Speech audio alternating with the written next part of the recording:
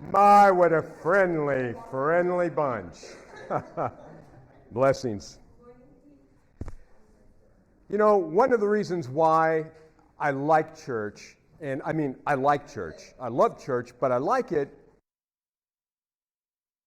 It's one of the reasons why people attend, and it's one of the reasons why I attend church myself. You can learn anything on YouTube, on the internet, and I can remember the day when you actually had to know somebody to learn something.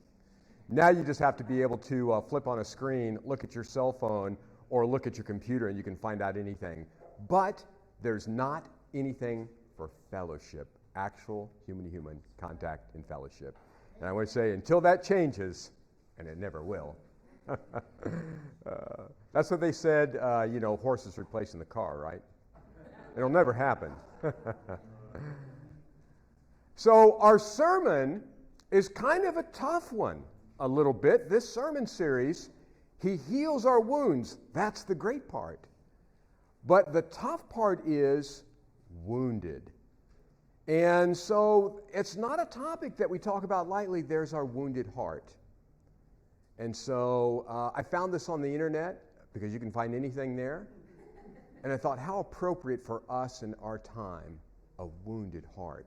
Because I think many believers feel like that across not only America, but across the planet.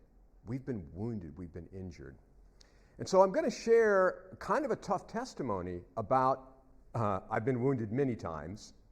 And so you can be wounded, previous to being in ministry, but I have some ministry wounds and scars too that I thought I'd share. And man, this is kind of a deep into the pond sermon series and kind of a deep dive into what it is to be wounded and what that means. We'll look at a variety of things as we go through the sermon. So here is my trophy.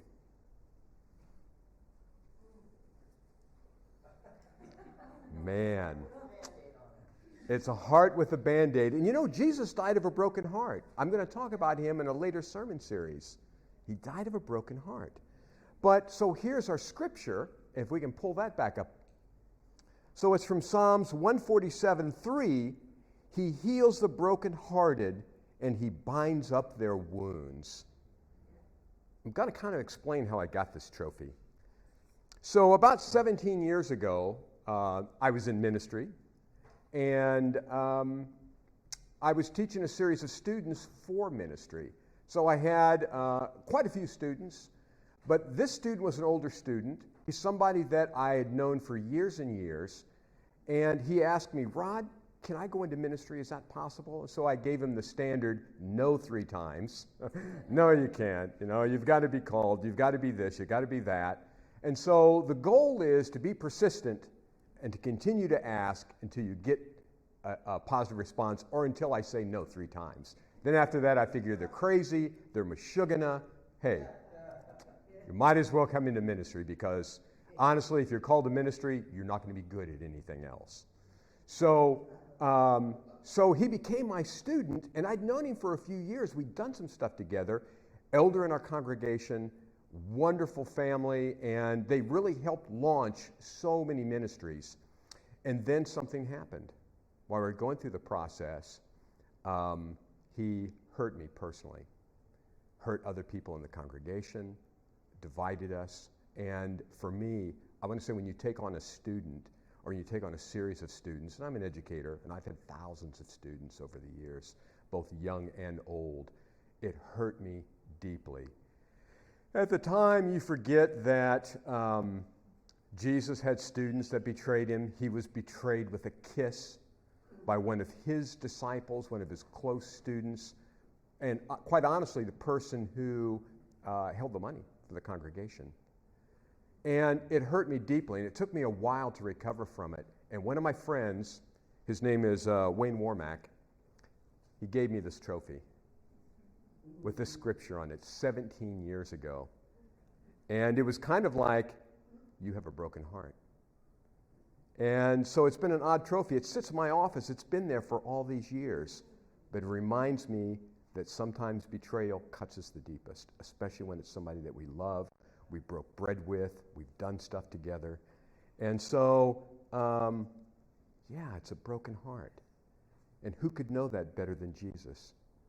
But unless you're willing to examine the darkness, the deep end of the pond, the brokenness, you can never serve and you can never understand. So Wayne, the Waniac, gave me my own trophy, and it's been in my office ever since, and I share it with you now. You're the first group of people I've ever shared that testimony with, or this trophy.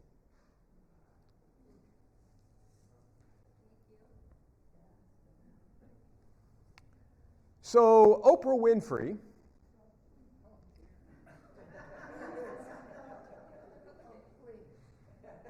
she has a marvelous quote. Turn the wound into wisdom. And so we're going to be wounded in this life. And I want to say those are words of gold. And we talked about that as we were looking, the trials and fiery trials and tribulation, they can be gold to us, as it fires us. And we're going to have tribulation. Even if you're not a believer, you're going to have trials and things. They're going to test your mettle as a human. Many of those trials we're not going to win. We're going to lose at those trials. But with Jesus, we win them all, and who can know it better than us? But if your wounds don't turn into wisdom, what good is it? The person who was older, who wanted to come into ministry, and who divided our ministry and was, quite frankly, he was mean and he hurt me. He had another 3 years to live. None of us knew that. Those 3 years were the golden years of his life. I went to see him about 6 months before he'd passed. And I prayed with him. He had Lou Gehrig's disease. Lou Gehrig's disease is you become a prisoner of your own body. Your body shuts down, your mind is active. And I loved him, and I loved him before. I was hurt by him, and I loved him afterward. And I reflected on that time, and honestly, I could forgive. They were great years for him, and I can forgive and let those be great years for him, and I can forgive and renew our relationship and our friendship. That's the goal of being wounded. Wounded should turn into wisdom. And so the rabbis say this, that everything that happens in your life, not all rabbis, but this rabbi says this, and other rabbis, and other pastors, that if you're not learning from mistakes, mistakes are often, and failure is often the greater teacher. The one that you remember is the tough lesson, isn't it? It's not the easy lesson. Well, that was an easy A. I'm out of here. Thank you so much. I didn't even study. But being wounded or hard lessons, man, that takes a while, doesn't it? You don't forget those lessons. You don't forget the mean teacher. When I was a young Marine, I had 3 teachers, 3 drill instructors. They were brutal. I'll never forget them. I know them by name. Don't test me on it, though. But I know them by name. I know their songs. I know their music, and I know their voice, and I know the voice of Jesus. And I know his woundedness, and I know that he's there for us. So while we're thinking about this and woundedness, because we've discovered that we have wounds too, I want you to think about your own woundedness. It doesn't have to be directly related to ministry. It can be related to your personal life as well. And think about the emotion that caused for you. How did you feel about it? How did you feel in that brokenness? There's some famous pastors that say there's not a person of God that God doesn't break, especially if they're going to be in ministry. You've got to understand brokenness. And one of my very good friends said, you've got to understand the deep pain and emotion that comes with being broken. Unless you're willing to go there, you'll never be any good in ministry. And honestly, that's what a doctor does. They've got to get to where it hurts. That's what counseling is about. You've got to get to where the pain is. That's where it happens. So we've identified that we're hurting. And through this process, through this trial, and we're going to look at some categories and some ways that can help. And it's weird because we're going to stop. We're going to talk about Father's Day, and there's no hurting in that, is there, fellas? Father's Day doesn't hurt. I could use another sock or a tie. Come on. Who's with me? And then we're going to pick up again, and we're going to pick up with Jesus. We're going to pick up with his wounding, the wounded healer. And so we're going to talk about that in the next time. Not this next week, but the week after. I'll mention it again at the close. So we've discovered that we have deep hurts, disappointments, and emotionally traumatic events that are related to church and church events that have happened both within and in Christendom in general. So some of these wounds involve hypocrisy, a judgmentalism, legalism, religiosity, control, manipulation, and betrayal. The effects of these wounds can and are devastating. So today we're going to take a look and talk about some of these issues and some of these areas, and then we're going to look at how we can apply something wonderful in light of something that's horrible. So here's kind of the structure of where we're going to go. And I'm going to try to write on the blackboard, so this is going to get complicated. I may need a volunteer. Somebody scribble, either to hold the microphone or help me write. So I've got to turn my back and do some things. But I'm going to put some stuff on the board, and I'll need your participation to do it. So here's the structure. We're going to look at this, and so of woundedness, because now we've identified that we have wounds. And so we're going to look at systemic issues. Thank you, sir. We're going to look at Christian cultural issues, and we're going to look at some interpersonal issues about being in Christianity, our society, and the world. And then next, we're going to start to apply some healing to these areas. There are going to be 5 of those areas, and then we'll look at some collective, basically realignment. How do we realign those things?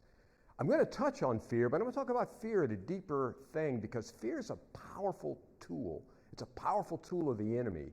And so much of what we do in the church is fear-based and fear-related. In sales, they have this statement, that basically sales are driven by fear, need, greed, or fear of loss. Anybody ever bought a car because you felt like somebody else was going to buy it, or some teenager was going to buy that car? They're going to buy that car, and I won't have the opportunity to buy that sports car because somebody's dad's going to buy it. I actually bought a BMW that way years ago. That rich kid doesn't deserve it. So, 325E, just saying, it works. So, yeah, fear's a big factor. And so this topic can seem somewhat taboo as well. It seems like something that's not appropriate for the church, but honestly, if we don't talk about woundedness, what good is it? It's a scary subject. And I talked about resurrection last week as being scary, but this is too. But this gives us a chance to talk about some of the other healing aspects of God. And until you experience woundedness, you'll never know what it is to experience what God has experienced, what others experienced, and to grow from it, like Oprah Winfrey said. It should produce wisdom. If you've done something and got hurt by it, remember when you were a child? Think back. We were all children at one point, right? And we learned the lessons of fire and what's hot and what's not. Anybody remember that lesson? Don't touch that stove, or don't touch that because it's hot. But then as a child, you're like, well, maybe I'll touch it. Come on. How hot could it be? And then you touch it and you get a blister. The wisdom of that is, you're not going to do that again. You've learned that lesson. So what's hot and what's not? That can mean other things as adults. So, yeah, it can seem somewhat unwanted, and the fear surrounding the conversation can sometimes be daunting too, because woundedness and fear are not things that we talk about, do we? In our society, we talk about who's the winners, who's winning this thing, what are your wins, let's celebrate them. But we don't talk about our woundedness, and honestly, that's the gold of our relationship. That's the gold of our existence. That's where we grow stronger and we learn stuff. So oftentimes it's seemed as being rebellious, divisive, and unforgiving when Christian leaders talk about fear, or that people would unleash what it is that's in their heart. It's already there. It's already self-evident to them. They're living with it. But that somehow that talking about what the wound is or the fear is somehow going to be devastating to the rest of us. That's not really true, though, is it? Jesus shared his wound, and the disciples shared theirs, and look how it healed us. Look how it healed the nations. So I hope that I'm not jumping on the negative bandwagon and the pity party, but by sharing our wounds, other people will see them and grow stronger by them. So there's always the fear of the enemy. You know, he is out to wound you. He will lie to you. He will steal from you. And we live in three spiritual worlds, and I'm not going to get into, I'm going to say that's a topic of another sermon, the three thresholds that we stand in, basically the world, the flesh, and the devil. And so the devil is external to us. The world is external to us, but the flesh is eternal. It's part of us, not eternal, but it's internal to us. Our fleshly stuff, man, that can often get in the way, and that's honestly one of the things that we can somewhat control. The other stuff no, but we can control our actions around it, right? Can we control the world? Nah, not really. No, we live in it. Oh boy, it's all around us. And so, yeah, sometimes we're subject to it. But we can control how we fear. And one of the things that we'll talk about is how do we control that fear? How do we turn that fear into something that's positive? And we've never talked about those things before. And maybe we've never talked about woundedness. And I'll say this too. I've never seen a church turn like this one. In my 30 years of church service, and I've worked with hundreds of churches because I was a missionary, a missionary to a national ministry to children. We had 650 churches that supported us in Cookson Hills, and then we had 22,000 individuals, and then numerous other groups and philanthropy groups and things like that. We had a lot of people. We had a lot of support. And we had a lot of people to talk to. In all my time, and I could go to a church and I could smell blood on the floor and I walked in the door. It was unbelievable, the culture that hit you and some of the horribleness about being in church. And I could understand at that point why some people would never, ever enter a church or be a part of that. If that's what that's about, I'm not doing it. They've already been wounded, and they're the walking wounded. And then there are other people that are there. They're going to wound you because you're there. Welcome to triage. Yeah. Welcome to Woundedness 101. And then there were other churches I went to. You could feel the spirit of praise. You knew something was going on there. You could feel it. If we're going to be the kind of church that people want to come to, then I'm going to get to the bottom line first. We got to be a people that have wisdom, like Oprah Winfrey said, and be wise about our woundedness. How do we help other people that are wounded? Because guess what? Look out your door. Turn on your television. Turn the radio on. Read a newspaper. Look at the internet. You'll see wounded people all over the place. And I watched 2 movies this week, and the story was about woundedness. At the heart of it was a wound. It's the kind of stuff that revenge is made of. I'm wounded. I'm going to get you back. It's kind of like Rambo, right? Wow. It'd be horrible if a church was in that same boat. So I've gone off the deep end now, because now I've mentioned Rambo in a sermon. I don't know that I've ever done that before. What's that? Yeah, don't mention Oprah. Yeah. No, she has some other things. But we're going to talk about some pretty deep stuff for the church. And, we should be wise by it. We should get wise because other people are going to hopefully come to us for those kind of wisdom. So the pendulum swings both ways between being hurt in the church and people who hurt others inside of the church or have been hurt as a result of that. The pendulum swings both ways. We used to say that in the mortgage business. The rates are high, the rates are low. You want to stay in between. So, but again, you can be wounded in the mortgage business. Anybody ever seen It's a Wonderful Life? It's the only mortgage banking movie that's ever been made. Yeah. How fun was that? You're going to need an angel in the mortgage business. So I want to take a look at our first thing, and thank you. Everybody give a hand clap to our volunteer. Thank you, Pete. You haven't seen my writing yet. Oh, my. So we're going to talk about some of the systemic hurts that are in the church. And this is not an all-inclusive list by any stretch, but there's some things, and I'm going to ask you some questions about what do you see that's systemic. Now we're going to define the term because it's one of those big buzzwords for right now. Systemic means it involves the entire system. If you're in medicine, you understand that if you have a blood issue or heart issue, it affects the whole body. So these are right? So we're the body of Christ. So systemic issues, they can be killers. They can kill us at the organizational level. They can kill us across the globe. So again, we talked about those three domains, the world, the flesh, and the devil. And it's funny how people blame the devil. And he's blamable. I mean, he's the cause of it all, right? And our free will. We have some culpability when it comes to that. The world, man, we can blame them too, like Frankenstein. Oh, it's this world I'm in. That's what made me bad. You know, it's the environment that I live in. And then the flesh, it's our inherent nature. And there's things we can change, and there's things we have to accept, and there's things we can grow wise about. So systemic issues. The first one that I have is racism. Anybody ever seen racism in the church? Man, do you think that's a system killer? Absolutely. And I mentioned that one because, honestly, it's frightening.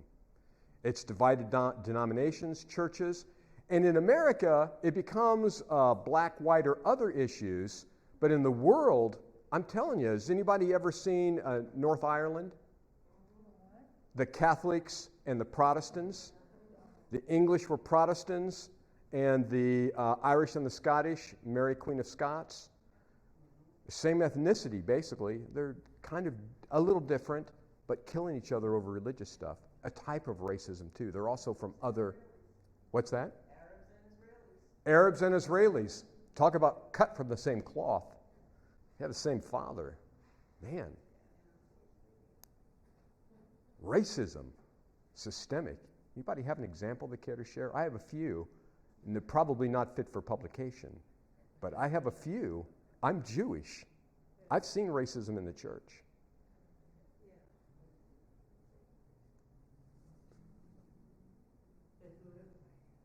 Okay, moving right along.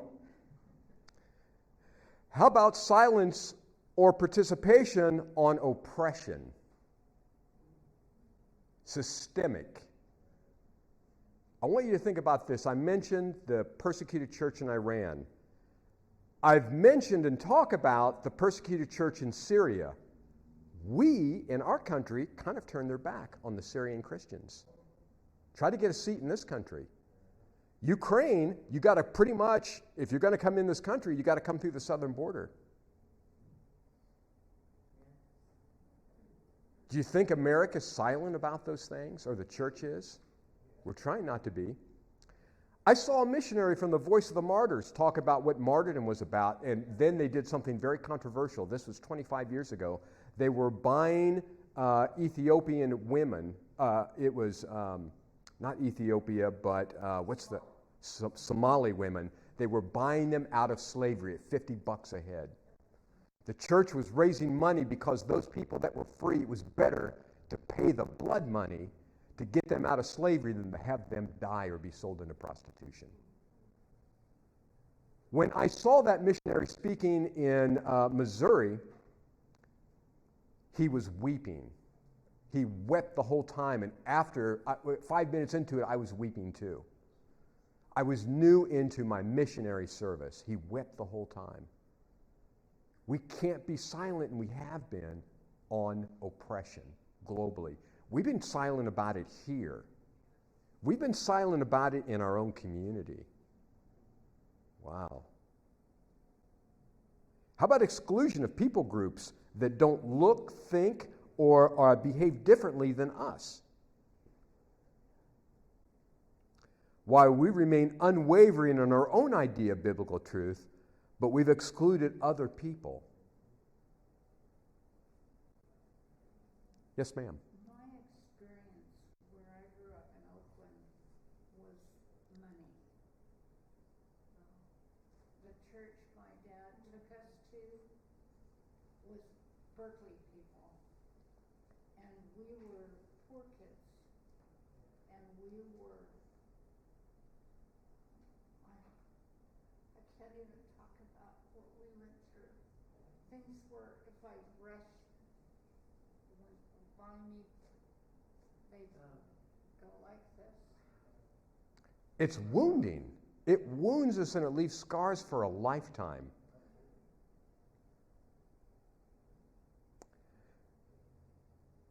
One of the reasons why I never mentioned banking as a Jew is because it tends to breed conspiracy theories. But, you know, it is. It's a problem. Monica, you had a... Lies and hypocrisy. What's a hypocrite? Does anybody have a good definition of what a hypocrite is? It's one of the things that people in the community say about us as followers of Christ. They say, well, they're all a bunch of hypocrites. And then we're supposed to, wow, you hit me below the belt. It's a wound. It's a jab. And sometimes, I say a lot of times it's true. A hypocrite is someone, this is from Greek theater, is someone who wears a mask. They're an actor. They're acting. So they've shown you one face, but they really have another one behind the mask. That's what a hypocrite is. And we have seen hypocrisy in the church. A lot of it. Do as I say, not as I do. Absolutely. I grew up with that statement. And how about this? A church that is only interested in teaching but not action. James has a whole sermon series based on that. He wrote us about it. You know, basically, belief without action is dead. So, remaining socially ignorant on social justice issues that affect us personally or those that other people care about, that is wrong. Those are some systemic issues that we face in the greater church. There are people of younger generations who will not attend a church. Man, I'm going so long. But I know that you're engaged in this because it's important for us to have this discussion for our own healing. So I may go just a little bit long, but I'll try to wrap it up within about 10 minutes. So I'll just make my apologies. If I go longer than that, please forgive me. I'll try not to wound the bottom any longer than necessary. So what other systemic issues do you feel that we either as a body or the church as a whole are creating that doesn't let people in? And I would say, if I could add one more to the list, it's the generational systemic issues that we have. We have things that young people, since we don't discuss them and we don't invite them in to discuss, they have a problem with us because we don't see what they see. And we're not interested in hearing them. We don't give them a voice. We have closed our ears, and we can't ever do that. It's a systemic issue for us. Yeah, if we could have them come in and we listen to them, we feel it was this church. Yeah. But as a whole, as a church, I tell you what, youth ministry is really difficult. I thank you for being here. And it's harder and harder to get youth because of what they are being drawn to today.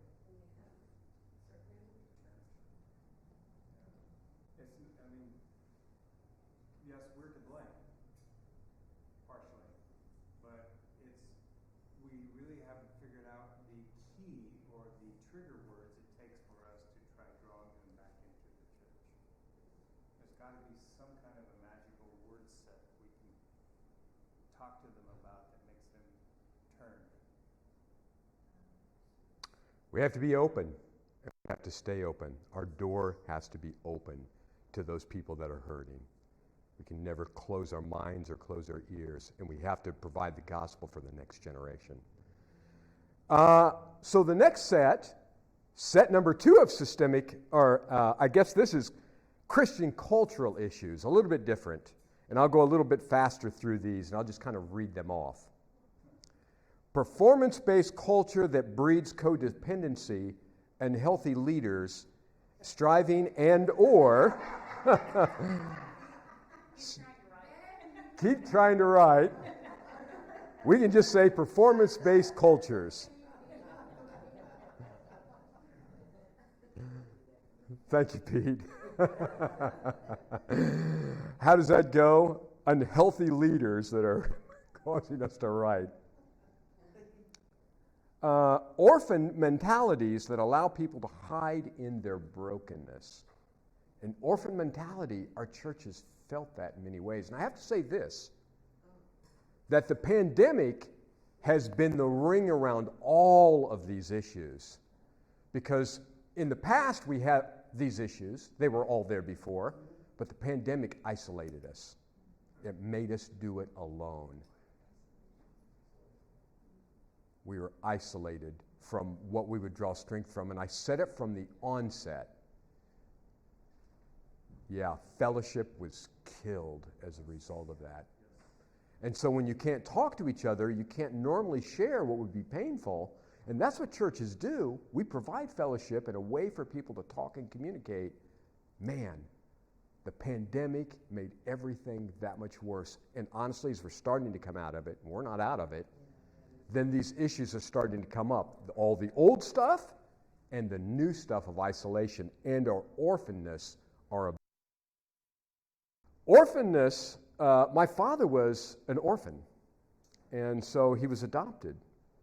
I never understood, and I know what it's like to feel abandoned. I think most of us do as we age and grow up. We can feel that. But I never knew it to the extent that my father did. What it was like to be orphaned or to be adopted, to not have your natural parents. And so that's a tough spirit. It's one that exists and is very prevalent in our church. The pandemic made it worse. Lack of connection to church that leaves those who need help in a crisis, it leaves them isolated and on the fringes of church. Isolated. It's a horrible thing. One of the reasons why I feel strongly about visiting those who are sick and visiting those who may be seeing their last moments is because it cuts out that isolation. It's important for us. They're spiritual moments. They're moments that we're meant to be with people. We can't be isolated. We've been isolated. Leader-centric cultures, celebrity ministers, and hierarchies. Take a look around. Watch television much? Yeah. Look at those hierarchies. Wow. Celebrity pastors. If you're only a pastor and a rabbi, rabbis can take credit for somebody else's words. It is God who gives us the words and gives us the Spirit. They're not our words. They're His words. They're not our examples. Some of them are, but they're His. There's no celebrity. Jesus is the most famous Jew and the most famous human being that's ever lived. How are you going to outshine that? You can be as famous as you want to be. He's the most famous person that's ever lived. There's no need for celebrity. There's no need to dress it up. Most famous person that ever lived. How about this one? Positions of power rather than true service and calling. Are we guilty as a church?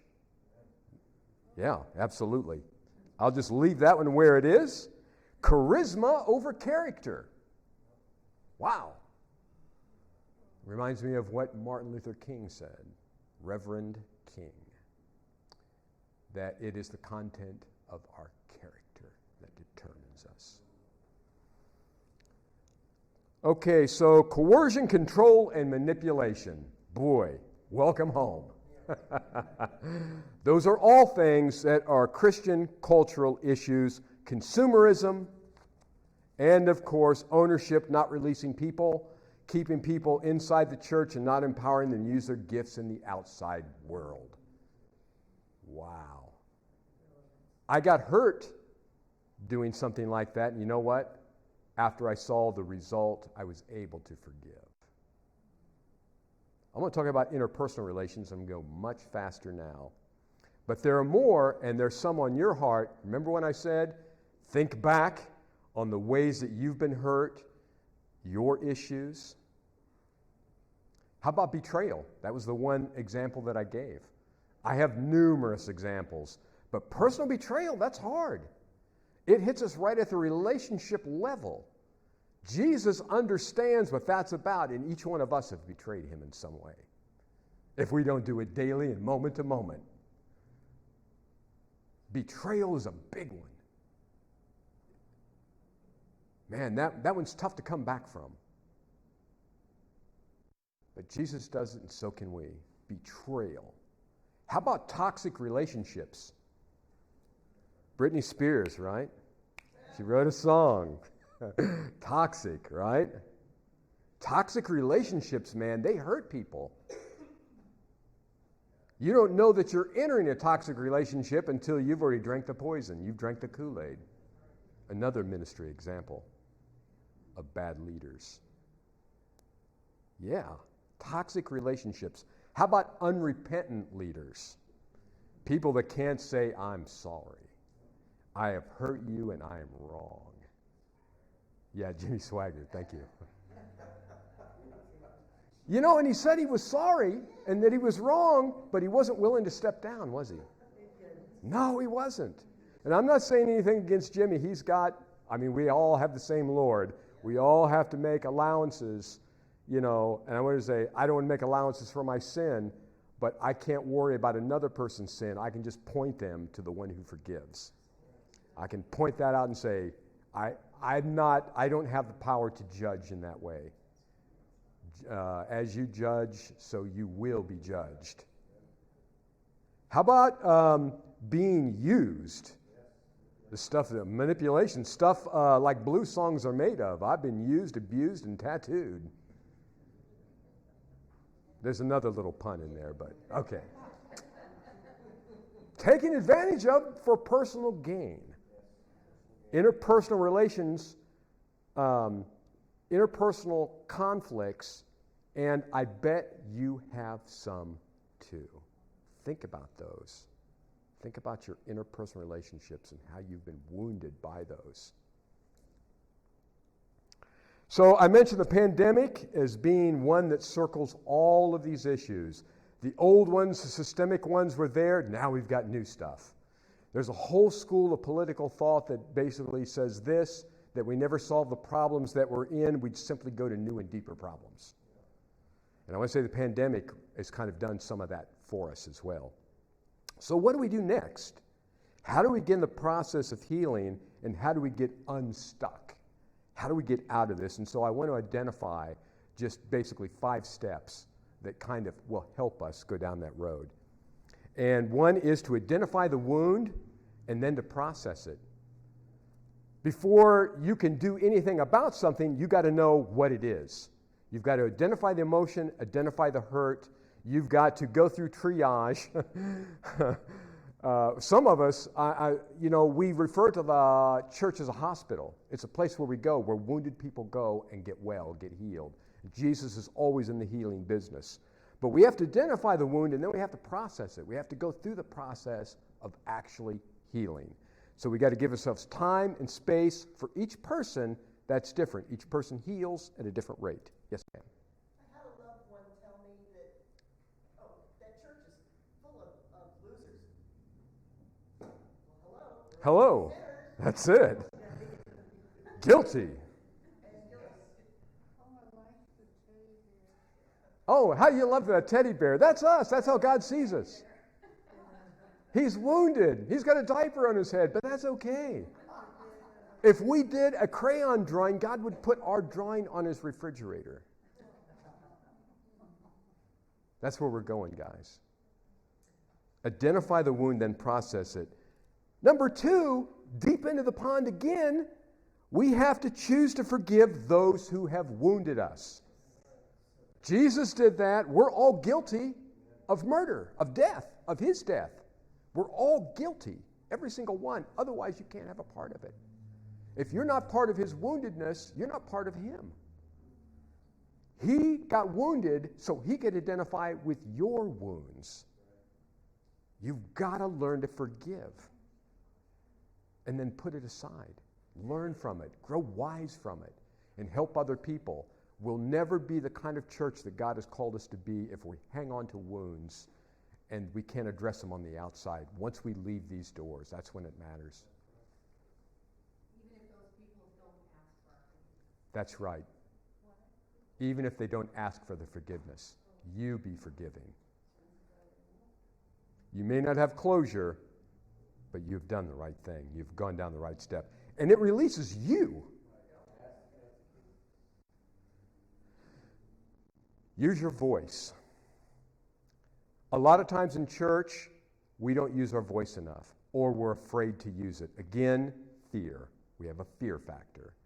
We're afraid to speak, afraid to mention it, afraid that it might hurt us, or we might look silly, or weak, or ineffective. But you've got to use your words. In preschool, we're always teaching children who are learning how to use a vocabulary, use your words. So they grunt and they get mad and they're like, ah. Use your words. Vocalize it. Words to identify what it is. Oh, that is number 3. Use your words. Okay. Thank you. Thank you, Pete, for the reminder. Set some boundaries. So it's okay to set boundaries. Townsend McLeod, I use a book called Boundaries in Marriage as part of the counseling. You have a checklist. You have boundaries that you have. And when you cross them, you've crossed them. For women, it's often, if you love any other thing besides them, if they're not first and foremost, you've crossed a boundary. You love something else, not me. I had a 66 Chevelle. I liked it. I drove it a lot. This is when I was a young Marine. I drove it a lot. It was a fun car. We went places. My wife hated that car. Absolutely hated it, still hates it, hates the mention of it. If I ever own another Chevelle, it'll be too soon. So, you've crossed a boundary. For men, disrespect your husband or disrespect a man that's significant. See how far it goes. Respect is a big issue for men. And it's weird because as men, we're supposed to love. As fathers, we're supposed to love, and it seems like the hardest thing for us to do is to give our time into love. And for women, I'm not saying, but I'm saying sometimes it's hard to respect. It can be a tough deal. So here's where we're going. I'm going to kind of conclude with this. Self-reflection. We must reflect. It is hard. Self-reflection. So it is a crucial aspect of our healing is to take ownership where we might take ownership and to basically release people, stop being people pleasers, quit placing unrealistic expectations on people. Well, I forgave them, man. They should be all right now, and me too. And why come I don't feel any better and you don't? How'd you like that voice? That sounded just like me, didn't it? Yeah, we can't hold on to our resentments. We have to reflect. We have to use our voices and we have to identify what was wrong and what went wrong and then change it, get wise from it. So, in conclusion, God cares deeply about each of us. He cares about our wounds and our woundedness, and honestly, He wants us to move past it. He did. He moved past those wounds. On Mother's Day, I talked about the wounds that a mother carries. You know, she was wounded for us, but out of love. Those wounds hurt. You know, sometimes there were stitches involved too. Yeah, and scars for a lifetime. Jesus himself wore scars too. Some say they're the only man-made thing in heaven, and I'll talk about the woundedness of Jesus the next time I talk about this subject area. We have to be gut-wrenchingly honest when it comes to our wounds. We have to identify them and be real about it. not pretend, not talk about it, not mask it. Your homework assignment is this. Think about where you're deeply wounded and how God can help you, or how somebody else can help you that you know and that you love, that you trust. Be prepared to be vulnerable. It might break your heart, but it might heal it too. So the last piece is collective realignment. Collectively as a body, we have to realign ourselves. We have to think about these issues, and we come together. We haven't expressed all the things that it was, but we had a lovely conversation this morning. So as Richard said, we'll have other meetings and close personal meetings where people can talk about those things, get them out, go forward, go with forgiveness and love. Our church has done something I've never, ever seen another church do, and that is turn. Recognize, turn, and move another way, move toward forgiveness, move toward restoration. And what a blessed thing that is. And if we're able to do that, we can teach that to others. And people that are hurting outside, because there's a whole world that's hurting, we can help them because you know what? We got wise. We identified. We took the time to heal, and we took the time to care for them. So taking care of ourselves helps take care of a greater world out there. So we all need healing, and the church at large included. I want to close with Matthew 11, verses 28 to 29, and I'd like to have a reader come up and read it, because this kind of is my segue into the next sermon series. Next week is Father's Day, and then we'll continue the rest of A Wounded God. That'll be the title of that message. So, who wants to come forward and read our closing scripture? Yes, ma'am. But I had to get my glasses. Oh, I have to do that too.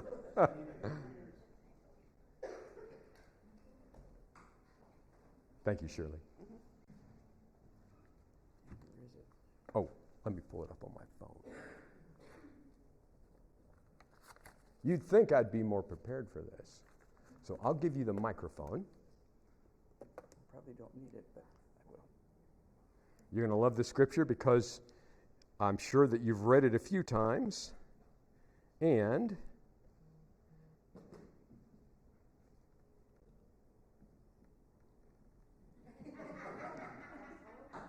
there's the King James Version, and that's it right there. Right here. Come unto me, all ye that labor and heavy laden, and I will give you rest. The New International Version translates the passage as, come to me, all you who are weary and burdened, and I will give you rest. Thank you. Okay, that was fairly short.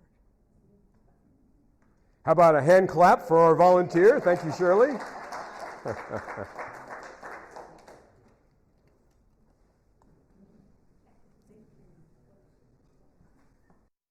And with that, we'll close with prayer. And we have a song, don't we? We need to applaud Peter. Yay! I'm going to ask you to welcome a new member to the church. Will do. Oh. And I'm going to invite the pastor to welcome a new member into our church. Terry, would you please come up? There you go.